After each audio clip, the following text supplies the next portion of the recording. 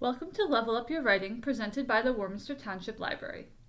In our last video, I talked about character motivation and how important it is in creating complex characters. Motivation isn't just important for your protagonists, though. Even side characters should have something motivating them, though of course you don't have to go as in-depth with minor characters. However, one character who should have a complex motivation is your antagonist. While antagonists don't necessarily need to be people, for example, in a survival story, weather or nature in general might take the place of a human antagonist. For the purposes of this video, I'm going to be talking about human antagonists. When you hear the word antagonist, your first thought might be of evil villains. But they don't necessarily need to be the outright villains that your mind might picture when you hear the word. Antagonists are basically whoever it is who opposes your protagonist and who is a key element in the central conflict of your story. In many cases, they are often the key element in the conflict. With that said, most of what I'm going to be saying in this video is going to actually apply to that type of antagonist who may be a villain or unlikable person. Because they are so important to the plot, it is important to really think about the purpose of your antagonist and in what way you want them to affect the story and therefore the protagonist. For this reason, if you want to tell a compelling story, you should consider what your antagonist's motivation is.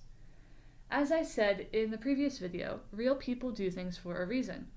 So you should not only consider your main character's reasons for what they do, but also the antagonist's reasons as well. This will help them become a more believable character and, as a result, a more believable antagonist. Antagonists are often more interesting when they are complex, as this makes the stakes of the story higher, makes the tension greater, and makes the conflict overall more interesting. The more complex and human your antagonist is, the more you can tackle complex moral questions that challenge both the main character and your reader. As a general rule of thumb, for however complex you make your antagonist can be just as complex. If you achieve a good balance, your reader will likely be more invested in the conflict. A flat, generic, evil bad guy against a well-developed protagonist can feel like a bit of a letdown, while a well-fleshed-out antagonist against a more flat protagonist can lead your reader to care more about the villain of the story than the hero, which isn't inherently bad. However, if you don't intend for readers to be interested or on a more extreme level emotionally invested in your antagonist over the main protagonist, this can lead the reader to getting the wrong takeaway that you don't intend from your story. So how do you craft a villain with compelling and interesting motivations? One place to start is to think about what emotions they have that are relatable and human. If the reader and the protagonist can see their humanity, they will be able to understand the motivations of the antagonist, because they will be able to understand the underlying emotions driving their actions. People are not just good and evil, they are more complex than that. If your protagonist has a mix of virtues and flaws that make them a believable and realistic person, like how we talked about in our first video about character flaws, your antagonist shouldn't just have flaws. People aren't born evil. To create a more complex antagonist and to build their motivations, think about what happened in their life to lead them to where they are now. Was it a series of mistakes or unfortunate accidents? Was it perceived injustice? Were they pushed into it by outside forces? And understanding your antagonist and where they come from doesn't mean excusing their actions or liking them as a person, though you can certainly go that route if it's the kind of story that you're telling.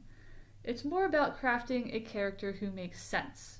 Evil characters shouldn't be evil for the sake of being evil. They should have motivations behind their evil actions.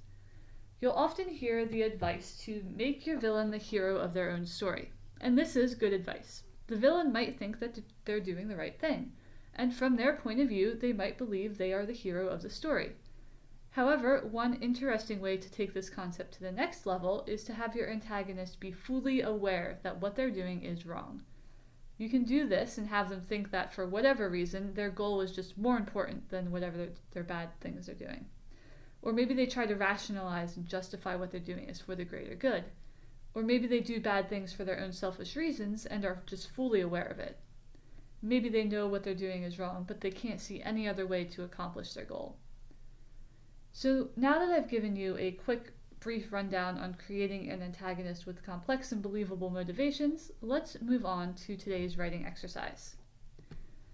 The hero of the story is the antagonist in their enemy's story. So write a scene from the point of view of your antagonist and use it as an opportunity to explore their motivations. And that's the end of this week's video. Next time we're talking a little bit more about point of view.